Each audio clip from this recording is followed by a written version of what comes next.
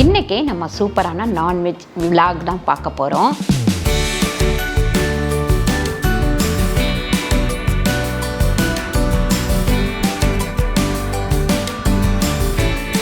புத்தர் பத்தி கேட்டிருந்தாங்க. இந்த புத்தர் வந்து பிரகாஷ் வந்து கிரகப்பிரவேசம் அப்போ கிஃப்ட் பண்ணது.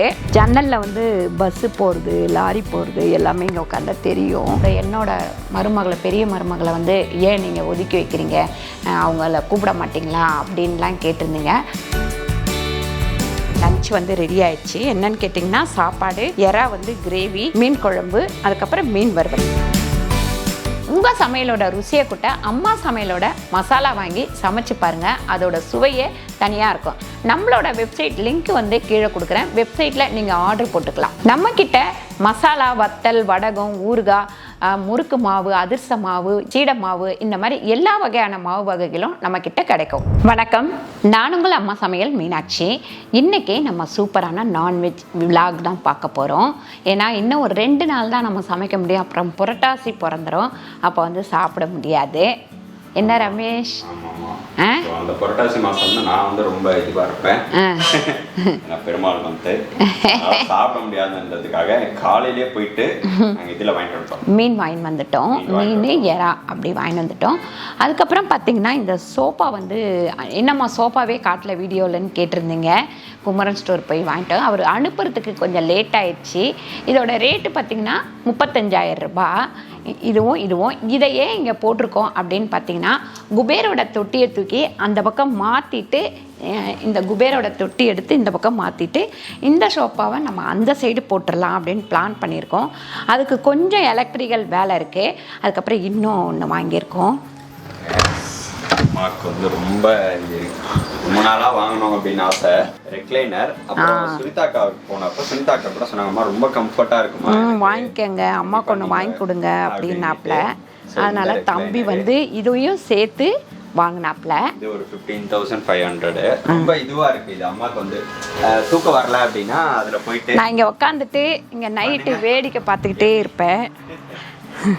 சாஞ்சிருங்க. இது இன்னும் ஐயோ பின்னாடி சாய்ங்க, அவ்வளோதான். இப்படி அந்த ஜன்னலில் வந்து பஸ்ஸு போகிறது, லாரி போகிறது எல்லாமே இங்கே உட்காந்தா தெரியும். அதனால இங்கே உட்காந்து அப்படியே பார்த்துக்கிட்டே இருப்பேன். கொஞ்சம் தூங்கிடுறாங்க. அப்புறம் தூக்கம் வருது, தூங்கிடுறேன். புத்தர் பற்றி கேட்டிருந்தாங்க. இந்த புத்தர் வந்து நம்ம வந்து எங்கே கிடைக்கும் அப்படின்னு பார்த்தீங்கன்னா, பாரிஸில் தான். பாரிஸில் வந்து கந்தசாமி கோயில் தெரு போனீங்கன்னா அங்கே வந்து நிறைய கடையில் இந்த புத்தர் வந்து இருக்கார். இது வந்து நமக்கு பிரகாஷ் வந்து கிரகப்பிரவேசம் அப்போ கிஃப்ட் பண்ணது.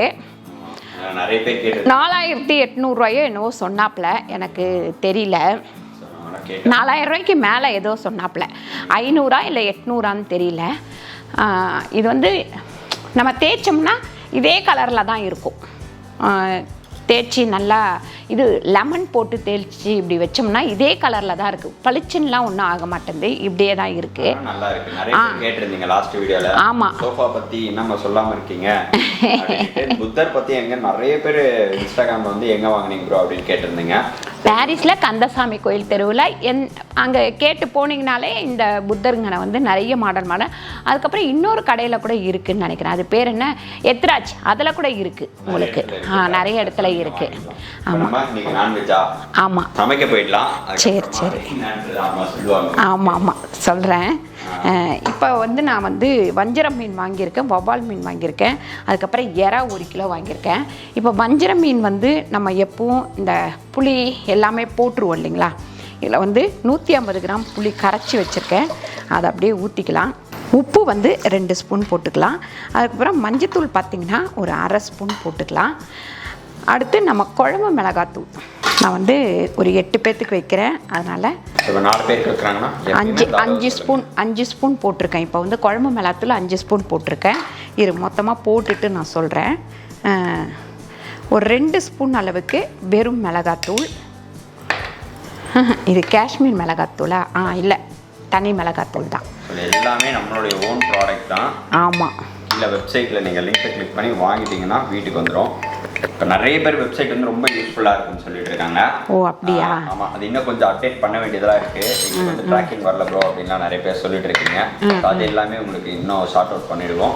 சரி சரி. வெப்சைட்டில் ஈஸியாக நீங்கள் ஆர்டர் போட்டுக்கலாம். இது வந்து வெறும் மிளகாத்தூள் 1 ஸ்பூன் போட்டிருக்கேன். இப்போ நான் வந்து 8 பேர்த்துக்கு போட்டிருக்கேன். இப்போ சப்போஸ் 2 பேர்த்துக்கு வைக்கிறீங்கன்னா வெறும் மிளகாத்தூள் வந்து 2 ஸ்பூனும், காஷ்மீர் மிளகாத்தூள் ஒரு 1/2 ஸ்பூனும், வெறும் மிளகாத்தூள் ஒரு 1/2 ஸ்பூனும் போட்டுக்கலாம். இது வந்து நம்ம நார்மல் காரத்தில் குழம்பு மிளகாத்தூள் அரைக்கிறோம் இல்லைன்னா குழம்பு மிளகாத்தூளே நமக்கு போதும்.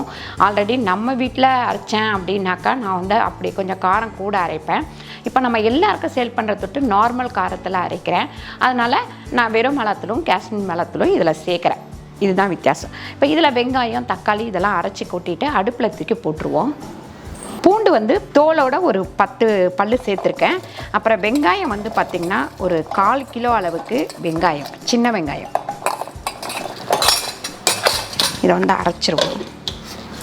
இப்போ இந்த வெங்காயமும் பூண்டும் அரைச்சதை இந்த குழம்புக்கு மீன் குழம்புக்கு சேர்த்துருவோம். வஞ்சர மீன் குழம்பு நீங்கள் இந்த மாதிரி வச்சிங்கன்னா தான் நல்லா டேஸ்ட்டாக இருக்கும். அப்படியே நம்ம மிக்ஸியை வந்து ஒரு அலசி ஒரு 1.5 டம்ளர் அளவுக்கு தண்ணி ஊற்றியாச்சு. இப்போ தக்காளி வந்து அரைச்சிட்டு வந்துடுவோம். தக்காளி வந்து ஒரு 5 தக்காளி அதையும் இதில் சேர்த்துருவோம். சேர்த்துட்டு இப்போ தேங்காய் எண்ணெய் ஒரு 50 கிராம் அளவுக்கு தேங்காய் எண்ணெய் இதுலேயே ஊற்றிக்கலாம்.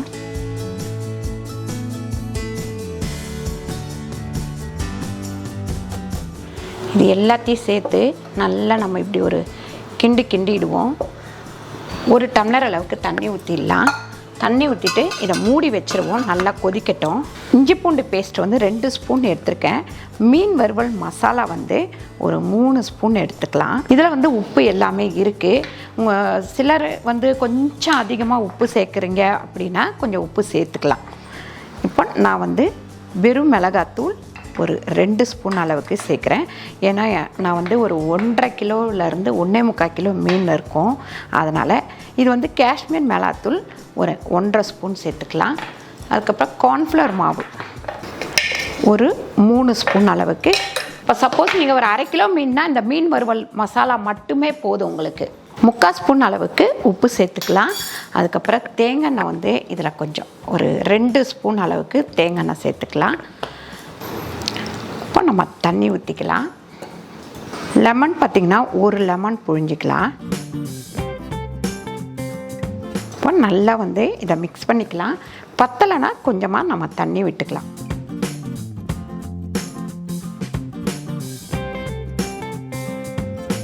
பாருங்கள், மசாலா வந்து இந்த மாதிரி தடவிடுங்க.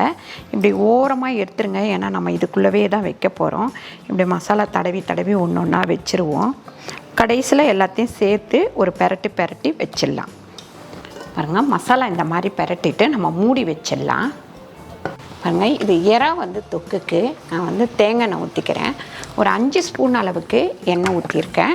பாருங்கள், வெங்காயம் வந்து சின்ன வெங்காயம் ஒரு 150 கிராமு நான் அரைச்சி எடுத்துட்டேன்.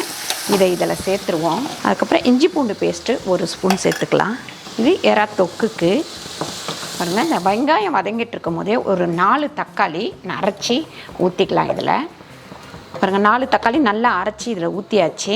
இப்போ இதுக்கு வந்து நம்ம உப்பு சேர்த்துடலாம். உப்பு சேர்த்துட்டோம் அப்படின்னாக்கா அதோடு சேர்ந்து வதங்கிட்டு இருக்கும். ஒரு 3/4 ஸ்பூன் அளவுக்கு நம்ம வந்து கல்லுப்பு சேர்த்துக்கலாம். இப்போ இதில் இறா சேர்த்துக்கலாம்.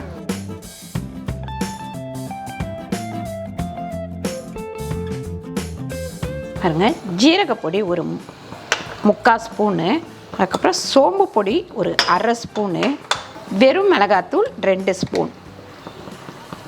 நம்ம கம்மன் இந்த ஒரு வாரம் அடிச்சு நகர்த்த வேண்டியதுதான். வாரத்துலேருந்து நம்ம வெஜ்ஜி தான் சாப்பிடணும். ஹெல்த்தியாக வந்து நிறைய பேர் சொல்லுவீங்க வெஜ்ஜும் நிறைய சாப்பிடுங்க ப்ரோ, அப்போ தான் வந்து எங்களுக்கு நிறைய வெஜ் ரெசிபிஸ்லாம் கிடைக்கும். ஸோ அடுத்த மாதம் ஃபுல்லாக உங்களுக்கு வெஜ் ரெசிபி தான். அடித்து நகர்த்துங்க நீங்கள். இது வந்து என்னது இறா தொக்கு. எனக்கு தெரிஞ்சு சப்பாத்திங்கெலாம் வச்சு சாப்பிடலாம் லெவலில் இருக்கும். இது கொஞ்சம் நல்லா கொதித்தோடனே இது பண்ணிடணும். ரொம்ப நேரம் கூட அடுப்பில் இருக்க வேணாம். மிளகுத்தூள் வந்து ஒரு 1 ஸ்பூன் அளவுக்கு. இப்போ மீன் குழம்பு வந்து கொதிச்சிட்ருக்கு, எறா தொக்கு வந்து ரெடி ஆகிட்டே இருக்குது. அதுங்காட்டி உங்களுக்கு ஒரு விஷயத்தை பேசிடலாம் அப்படின்னு தான் இங்கே உக்காந்துருக்கேன். என்னன்னு கேட்டிங்கன்னா, நம்ம வந்து பாப்பாவோட என்னோட மருமகளை, பெரிய மருமகளை வந்து ஏன் நீங்கள் ஒதுக்கி வைக்கிறீங்க, அவங்கள கூப்பிட மாட்டிங்களா அப்படின்லாம் கேட்டிருந்தீங்க. அவங்க எல்லா ஃபங்க்ஷனுக்குமே வருவாங்க. அது மட்டும் கிடையாது, வீட்டுக்குமே ஏதாவது ஒரு விசேஷம்னா வருவாங்க. இந்த பண்டிகை நாளில் வந்து நான் பாப்பா மட்டும்தான் வருவாங்க. ஏன்னா அவங்க வீட்லேயும் சாமி கும்பிடணும் இல்லைங்களா, அவங்களுக்கு மேரேஜ் முடிஞ்சிருக்கு, அவங்க வீட்லேயும் சாமி கும்பிடணும், அந்த மாதிரி இதுவெல்லாம் இருக்குது. அந்த டைமெல்லாம் நான் கூப்பிட மாட்டேன். மற்ற எல்லா ஃபங்க்ஷனுக்குமே வருவாங்க. நம்ம வீடியோலையுமே நிறைய இடத்துல இருந்திருக்காங்க. ரெண்டாவதாக போட்ட வீடியோவில் நீங்கள் நிறைய பேர் கேட்டிருந்தீங்க, ஏன் வந்து அவங்கள நீங்கள் கூப்பிடலையா, வரலையா அப்படின்னு கேட்டிருந்தீங்க.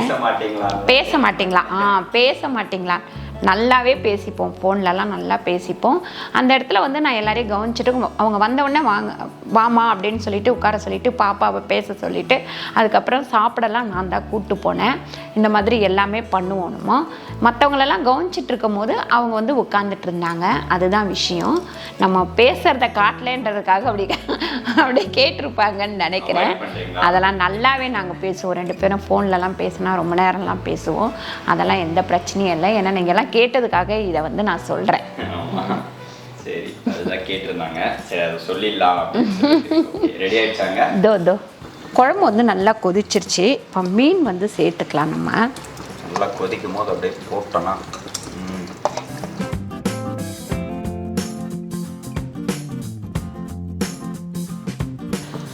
மீன் போட்டதுக்கப்புறம் இப்படி ஒரு கிண்டிடுங்க. அப்படியே நம்ம மூடி வச்சிருவோம்.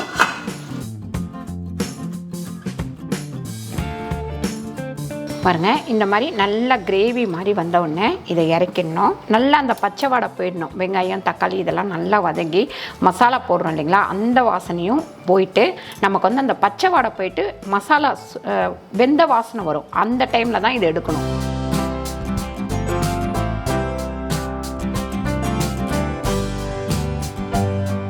பாருங்க, எண்ணெய் நல்லா காஞ்சிச்சு. இப்போ மீனை வந்து நம்ம பொரிச்சு எடுத்துக்கலாம்.